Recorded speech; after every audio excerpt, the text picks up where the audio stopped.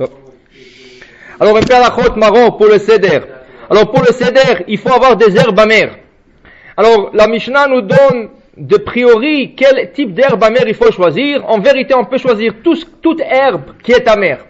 Mais a priori, on prend la laitue romaine. Pourquoi la laitue romaine?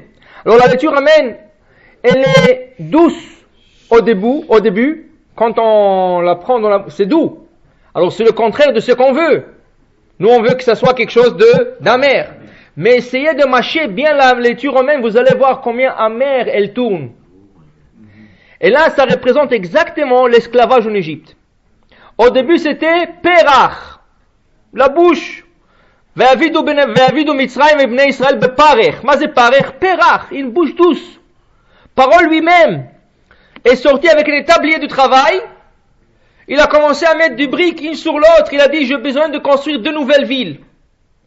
Quand la communauté juive a vu ça, que Parole lui-même travaille, ils ont dit alors, on va pas être de bons citoyens, on va pas aider au roi. Alors ils sont sortis travailler. Dès qu'ils ont travaillé une journée, à la fin de la journée, ils les ont attrapés, ils leur ont dit, écoutez, dorénavant, toute la quantité que vous avez fournie aujourd'hui, ça va être obligatoire.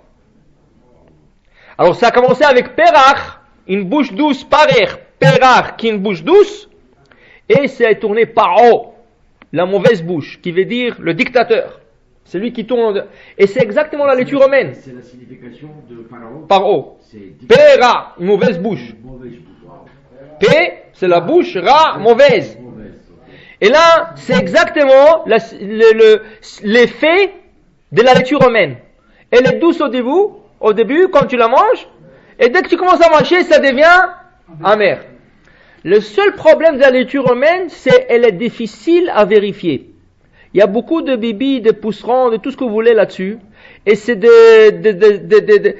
des créatures moins que 1 mm. Des fois, c'est 0,5 mm, 0,3 mm, très difficile à trouver. Pas seulement, si tu ne sais pas qu'est-ce que tu cherches, tu as beau regarder, tu ne vas pas le trouver. Parce que le pousseron, il est de la même couleur que la feuille. C'est pour ça, pour vérifier feuille par feuille, il faut la poser sur une surface où il y a une lumière de néon. Et dès que tu poses, tu vas voir tout de suite le pousseron. Des fois, tu ne le détectes pas tout de suite, mais si tu le laisses quelques secondes, avec la chaleur qui dégage le néon, ça commence à déranger la bibite et elle commence à bouger sur la feuille. Et là, tu la détectes en marchant. Si vous prenez une tête de laitue, ça prend minimum 1 heure pour bien vérifier la tête. C'est pas rien comme ça en passant, tu passes. Non, tu passes. Parce que chaque bibite, petite comme ça, 5 fois 39 coups. Alors il vaut mieux que tu aies un dos très solide pour le recevoir du beddin, c'est ça? Alors dans ce cas, non, ça va pas aider, j'ai compris qu'est-ce que tu dis. Vinaigre. Le vinaigre, le sel tue la bibite. Mais où est-ce que la reste? Sur la feuille. Après on met du savon.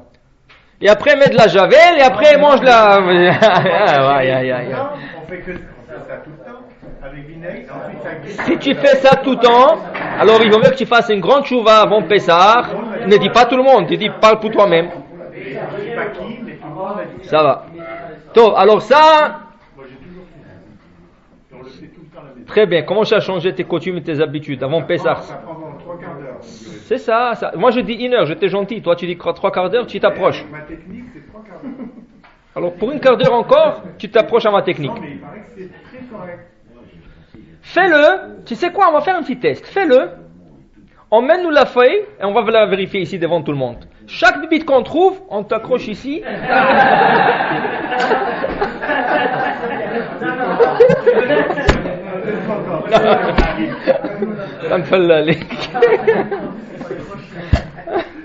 Top, voilà. Est-ce qu'on peut savoir la définition exacte de la lacha, comme il est marqué dans la Torah, que pour la bibite, à quel point est-ce qu'on va vraiment chercher et à quel point est-ce qu'on n'est pas tôt de chercher la bibite? On sait, il y a aujourd'hui toutes les feuilles vertes surtout, elles ont des bibites. C'est pas les épinards, elles sont infestées de bibites. Les épinards, c'est incroyable combien de bibites il y a. C'est ça? La laitue romaine, c'est ça? Maintenant, la chou de Bruxelles, la chou rouge, la chou verte, la chou jaune, la chou brocoli, tout ce que tu voulez, c'est ça? Le brocoli, c'est infesté. L'autre, le vert là, pas le vert, le blanc, la chou-fleur. Chou-fleur aussi? On teste encore? Ah, ok. Maintenant, regardez. La chou-fleur et la brocoli, où se trouve le verre? Entre les fleurs. Alors, il y en a qui disent, on va la chou-fleur, on va la brûler. Tu es bon à la brûler. Mais la bibite reste à l'intérieur.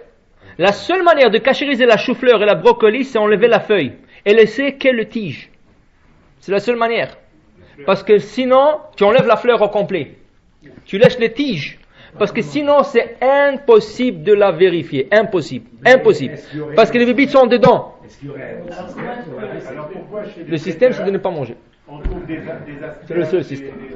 Sauf. Chez les traiteurs, on trouve. Encore, tu commences avec